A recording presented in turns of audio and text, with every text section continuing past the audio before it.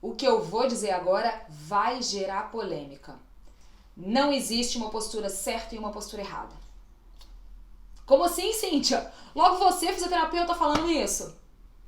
Será que não existe mesmo? Vamos falar sobre isso?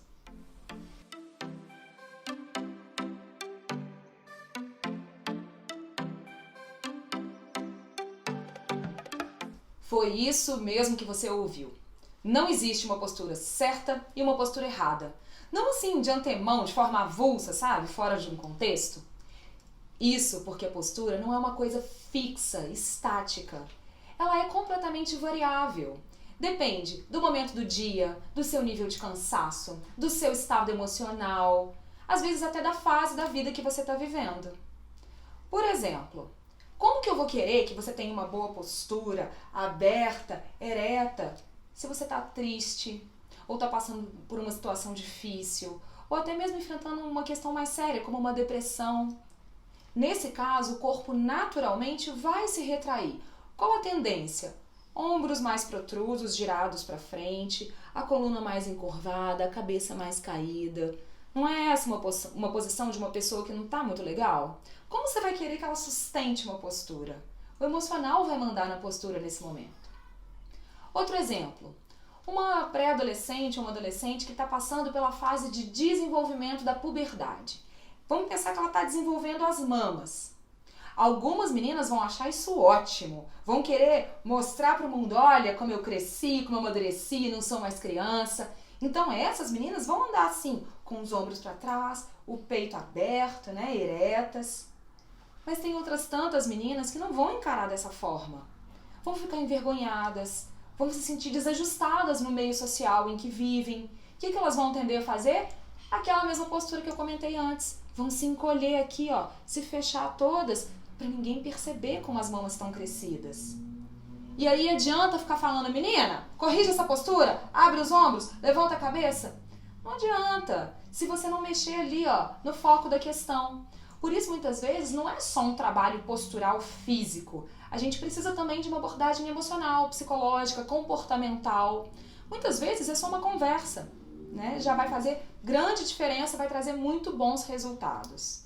Outra questão que é muito importante. Muitas vezes você até entende que você precisa melhorar a postura, ficar mais ereta, abrir os ombros, enfim. Mas o seu corpo nem sempre tem as habilidades necessárias para conseguir te sustentar naquela posição. O que é uma postura ideal? É aquela em que você fica ereta, mesmo que estiver sentada, sustentando o seu corpo contra a gravidade com o menor gasto energético possível. E além disso, ela conserva um bom alinhamento das estruturas anatômicas, né? Então você não fica torto, desengonçado. É uma postura que você olha e está harmônica. E como eu falei que ela te causa menos gasto energético, é uma postura que não te causa dores, desconfortos, né? Então é o que, via de regra, a gente fala que é uma boa postura. E aí, quando a gente pensa em uma má postura, é uma postura disfuncional, uma postura que não te permite um movimento completo. Por exemplo, se eu estou com o ombro aqui, eu muitas vezes não consigo fazer a movimentação correta. É uma postura que te causa estresse nos tecidos, então um músculo fica mais esticado do que deveria, um osso fica mais próximo de outro do que seria o ideal. Mas isso é ruim? Olha, a gente adota posturas disfuncionais ao longo do dia. Se eu quiser alcançar uma coisa muito no alto, não adianta pensar, eu tenho que ficar alinhada. Não, você vai ficar toda torta. Ou então para fazer uma tarefa específica, ou também de acordo com o seu estado emocional, igual eu falei antes. O grande problema é quando essa postura disfuncional, essa má postura, começa a ficar sustentada ao longo do tempo. Então, se todos os dias você passa muitas horas naquela postura ruim, naquela postura desfavorável para os seus tecidos, aí sim a gente está causando um estresse postural. E isso começa a gerar problemas. Com o tempo a gente vai tendo dores, desconfortos, uma musculatura vai ficando muito alongada enquanto a outra está ficando encurtada demais, o tecido vai perdendo a sua posição ideal de ação.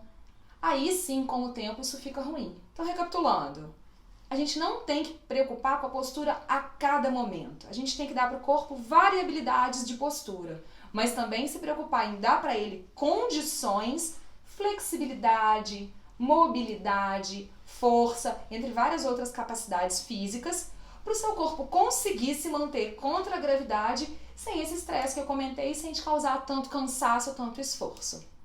E aí, gostou do conteúdo? Tava assistindo o vídeo todo encolhido assim, ó. Opa, peraí, deixa eu dar aqui, ó, uma melhorada, ficar mais ereta, ficar mais aberta.